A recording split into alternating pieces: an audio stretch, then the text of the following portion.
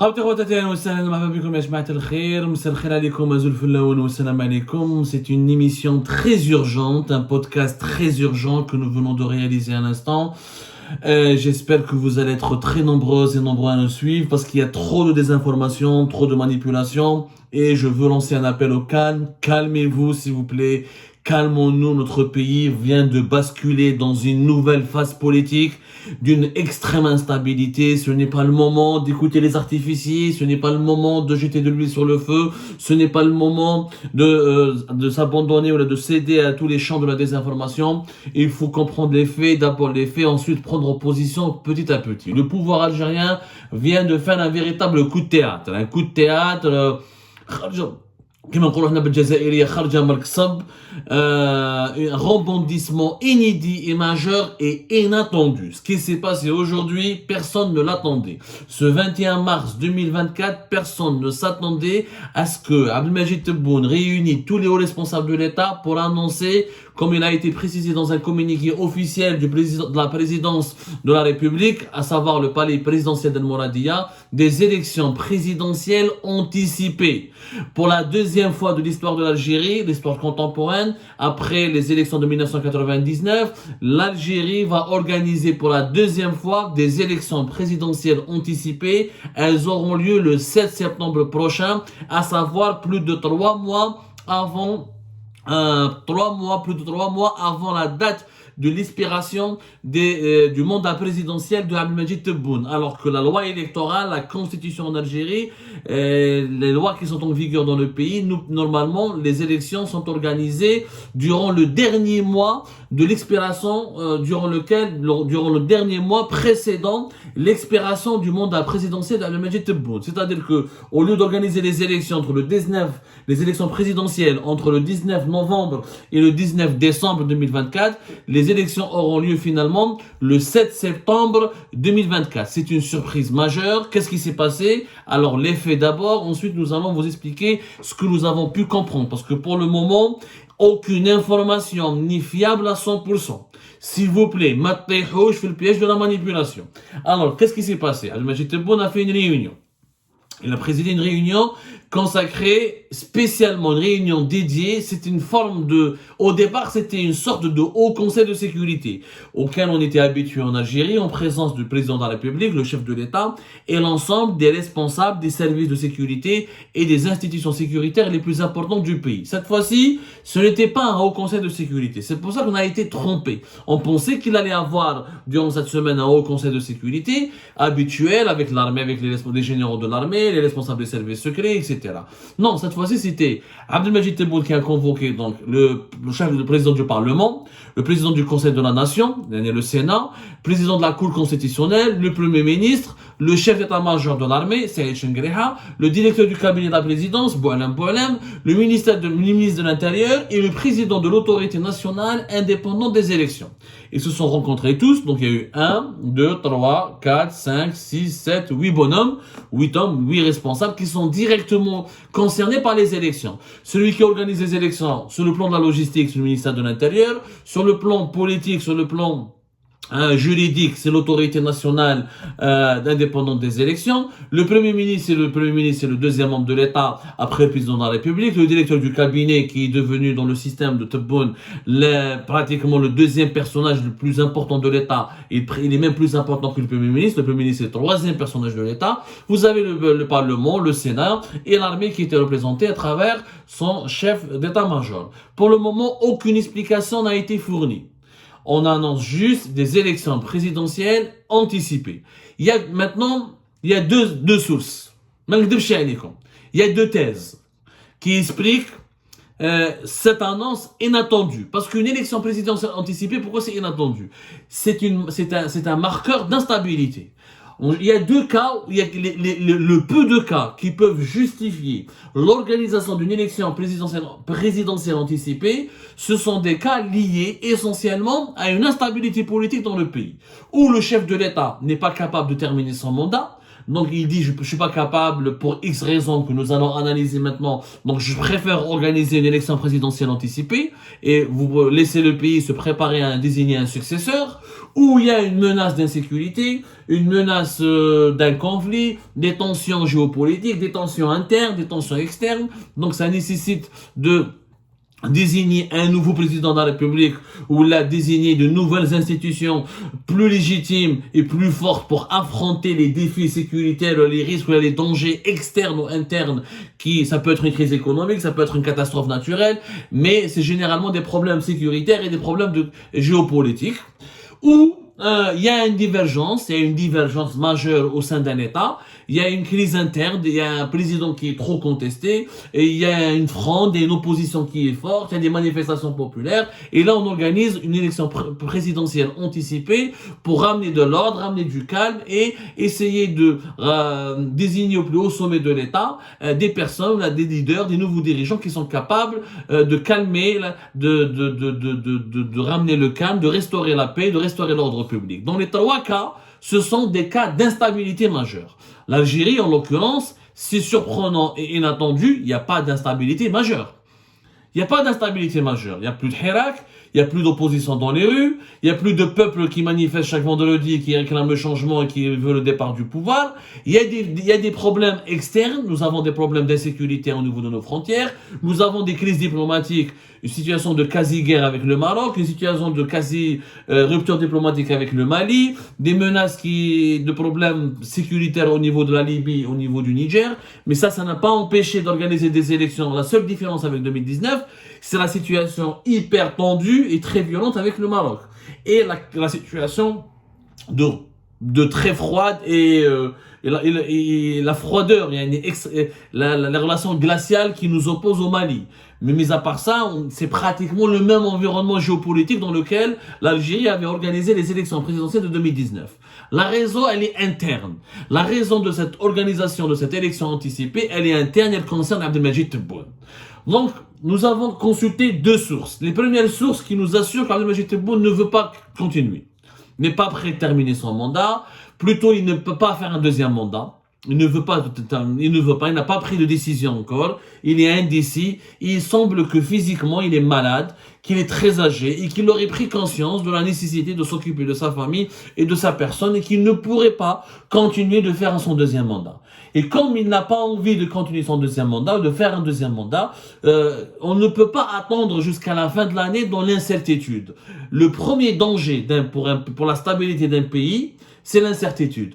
Surtout dans les pays africains et arabes, quand il y a une élection présidentielle, généralement dans les pays de la rive sud de la planète, notamment du continent africain, quand durant l'année électorale, le chef de l'État n'a pas annoncé son intention de se représenter, ne veut pas briguer un deuxième mandat, ou ne semble pas capable de briguer un deuxième mandat, ou que son entourage il est divisé, comme c'est le cas de l'entourage d'Abdelmadjid Tebboune, où il y a un doute. Il y a un doute avéré sur la capacité du chef et du président à briguer un deuxième mandat, et c'est très mauvais. Cette incertitude crée un manque de visibilité, crée ensuite des guerres de clans, des rumeurs, de la déstabilisation. D'autres potentiels successeurs veulent afficher leurs ambitions. Il y aura des bagarres pour qui va succéder à Abdelmadjid Tebboune. Parce qu'Abdelmadjid Tebboune, jusqu'à maintenant, on est à la fin du mois de mars 2024, n'a pas encore annoncé ses intentions.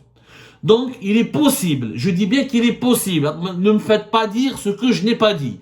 Ce n'est pas encore sûr, on n'a pas la confirmation, ni la certitude, que Abdelmadjid Tebboune ne fera pas de deuxième mandat ou n'a pas envie de rester. Il est possible que l'organisation de cette élection présidentielle anticipée, le 7 septembre, ça veut dire que le corps électoral va être convoqué le 8 juin 2024 et que la campagne électorale se déroulera en plein mois d'août, ce qui est exceptionnel, ce qui est très difficile. Organiser des élections au mois d'août, je vous rappelle qu'en 2019, les élections avaient été reportées jusqu'à décembre 2019 parce qu'il n'était pas possible justement de réunir toutes les conditions agréables, toutes les conditions nécessaires pour organiser des élections présidentielles en plein été, alors que normalement, après les avoir annulées en avril 2019, elles devaient avoir lieu en milieu de l'été, entre juillet et août 2019. Donc, le fait, c'est possiblement qu'Abdelmadjid Tebboune prépare les Algériennes et les Algériens à l'idée qu'il ne va pas terminer, qu'il ne va pas rester au pouvoir et qu'il va rendre le tablier. Mais c'est pas confirmé officiellement. La deuxième thèse, que d'autres sources, et là nous sommes en plein, c'est pour ça que la situation est très tendue, et c'est pour ça que je n'ai jamais cessé, et c'est pour ça que j'ai commencé à faire beaucoup de pression, et à faire beaucoup d'enquêtes, et beaucoup d'investigations sur les enjeux liés aux élections présidentielles de 2024, l'invisibilité, l'incertitude, et que nous ne pouvons pas nous permettre une crise politique similaire à celle de 2019, ils auraient été souhaitables qu'Abdelmajid Tebboune qui parle dès maintenant. Parce que là, c'est pas clair. D'autres sources, qui sont les plus proches du président Abdelmajid Tebboune et de son entourage, ils disent non, ne vous inquiétez pas, il y aura un deuxième mandat. C'est juste Tebboune n'a pas envie d'attendre la fin de l'année pour organiser les élections. Il a envie de prendre tout le monde au dépourvu. Comme il sera le seul, comme il a un avantage sur les autres, il va pas laisser, en organisant des élections juste à la fin de l'été, il n'y aura pas beaucoup de concurrents qui pourront se représenter, qui pourront le concurrencer, qui pourront le défier. Ça risque de passer comme une lettre à la poste. C'est-à-dire qu'il a voulu accélérer sa réélection rapide pour s'assurer de son maintien au pouvoir. En clair, Abdelmajid Tebboune a eu peur d'attendre jusqu'à décembre 2024 parce qu'il sait qu'il est sous pression, qu'il y a trop de détracteurs, qu'il y a beaucoup d'opposants qui sont contre son deuxième mandat, qu'au sein même du système, notamment au sein de l'armée, comme au sein des services de renseignement, comme au sein de l'administration étatique ou de l'État profond algérien, il y a énormément de voix qui s'élèvent, il y a énormément de mouvements qui s'organisent pour s'opposer au deuxième mandat d'Abdelmajid Tebboune. Abdelmajid Tebboune, en organisant des élections anticipées, il veut leur couper l'herbe sous les pieds.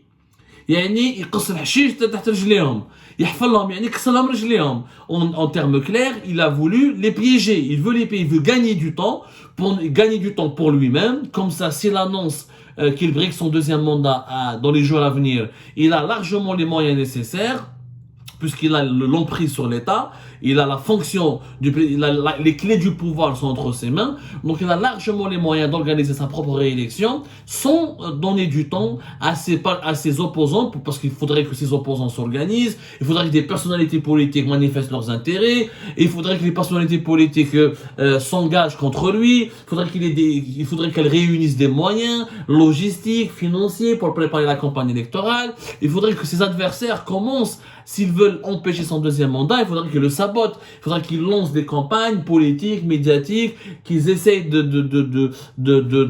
dresser des obstacles pour empêcher le deuxième mandat. Mais justement, si Abdelmajid Tebboune organise des élections le 7 septembre, il ne va pas laisser à ses adversaires le temps nécessaire de lui dresser des obstacles. Voilà. Là, on est en plein mois de Ramadan. Le pays est à l'arrêt, il fonctionne à un rythme très amoindri. Ensuite, on aura juste avril, mois de mai, après sera le début de l'été. À la base, comme l'été en Algérie, c'est les feux de forêt, c'est les températures caniculaires, c'est hyper compliqué d'organiser des actions politiques de grande ampleur, de faire des coups bas, ou là d'établir des stratagèmes, ou là de lancer de nouvelles stratégies en plein été. Donc, il va les bloquer, il veut bloquer ses adversaires, il veut les prendre de vitesse, il veut surprendre, c'est l'effet de surprise. Ok, vous voulez pas que je reste au pouvoir, je vous organise des élections dès la fin de l'été, avant même la rentrée sociale. Comme ça, il y aura pas de risque de grève, il y aura pas de risque de manifestation publique.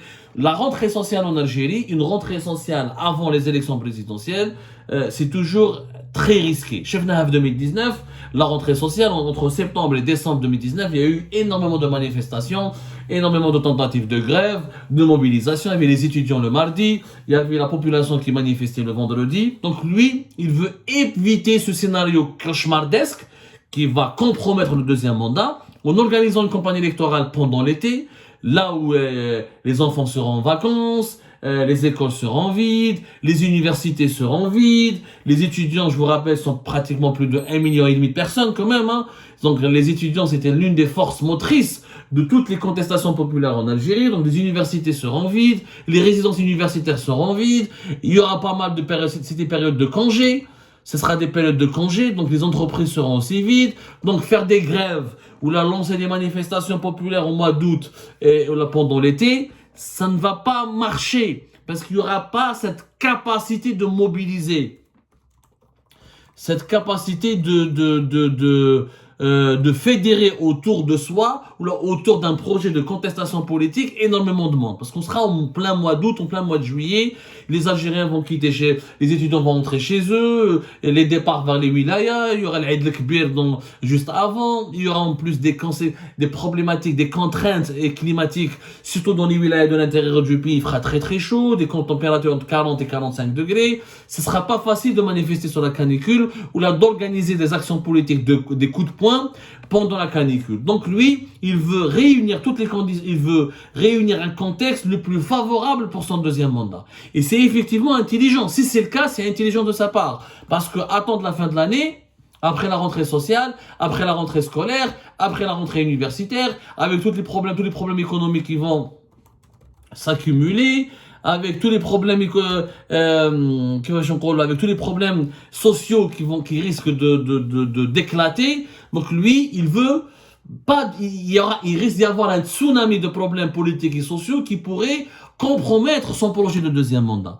Donc il est fort possible qu'il a fait ce calcul, il s'est dit, je surprends tout le monde, j'organise les élections le 7 septembre, en plein été la campagne électorale, tout le monde sera fatigué, c'est très compliqué de faire des déplacements et d'organiser des meetings et des bains de foule pendant l'été, pendant le mois d'août, et comme ça, j'organise une élection insipide, fade, durant laquelle il n'y aura pas beaucoup de candidats, en tout cas pas de poids lourds, et je m'assure je protège mes arrières et j'assure ma reconduction automatique à la tête de l'État bien avant la fin de mon mandat. Et s'il y a une crise politique, ou là, s'il y a des contestations populaires, ou s'il y a une explosion d'émeutes, le pouvoir, notamment le clan Tebboune, disposera quand même de 3 mois. Légalement, Abdelmadjid Tebboune est encore président jusqu'au 19 décembre 2024. Mis à part un coup d'État, personne ne peut l'éjecter. Voilà. À l'exception d'un coup d'État, personne ne pourra le destituer. Pour le destituer, il faudra qu'il y ait des crises et des problèmes d'instabilité ou des grandes contestations. Et encore, il est là au pouvoir jusqu'au 19 décembre. De septembre à décembre, il a largement le temps de contrecarrer, de riposter, de réagir à des attaques, à des processus de déstabilisation si on veut l'empêcher de faire un deuxième mandat. C'est les informations dont nous disposons.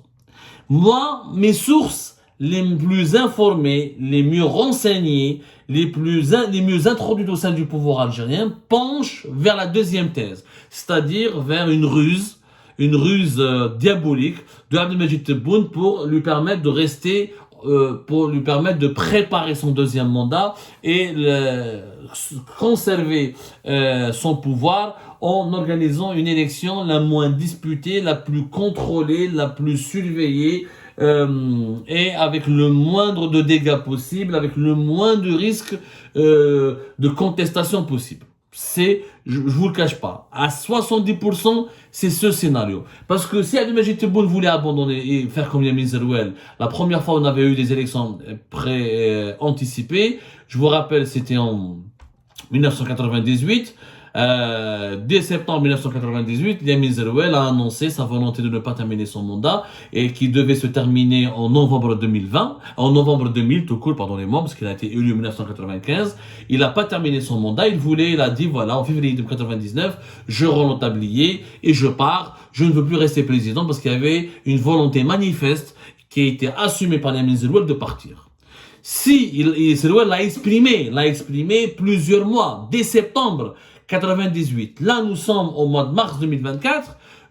Abdelmadjid Tebboune annonce des élections pour septembre 2024. S'il voulait réellement partir, s'il ne voulait pas faire son deuxième mandat, il aurait déjà donné des signaux. Là, il n'y a pas de signaux. Mais à part sa maladie, son âge très avancé, son mauvais bilan, les quelques divisions qui rongent son clan et la crainte de subir une vague de protestation à cause de l'accumulation des problèmes socio-économiques dont souffre le pays, il n'y a pas de signaux qui indiquent que Abdelmadjid Tebboune ne va pas faire dans son deuxième mandat. Donc, l'analyse, les faits sont les suivants. 70% c'est une ruse pour rester au pouvoir. Grande surprise, mais on n'est pas à l'abri d'une grande surprise. Il est posé qu'Abdelmadjid Tebboune, son état de santé surtout, parce qu'il y a deux entourages de Tebboune. Il y a l'entourage familial, il y a l'entourage politique. L'entourage politique de Tebboune veut Tout le monde veut que Tebboune reste pour un deuxième mandat. L'entourage familial, il est beaucoup plus divisé, beaucoup plus contrasté, beaucoup plus fragilisé. Plusieurs membres de sa famille veulent qu'il ne fasse pas un deuxième mandat parce qu'il est très âgé et très malade. En tout cas, d'ici 48 heures, 3 jours, nous menons nos investigations on aura les réponses nécessaires à ces deux questions. Ruse machiavélique ou une préparation de l'opinion publique pour annoncer son futur départ du pouvoir algérien.